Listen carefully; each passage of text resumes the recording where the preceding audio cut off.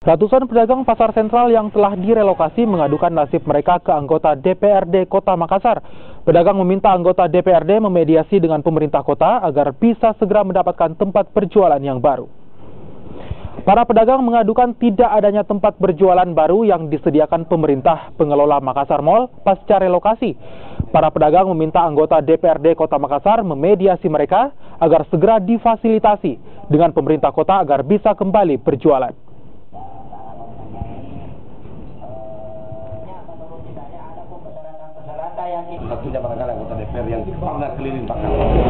Jadi tuntutan utamanya cepat dapat tempat untuk berjualan karena kehidupan itu berlanjut terus.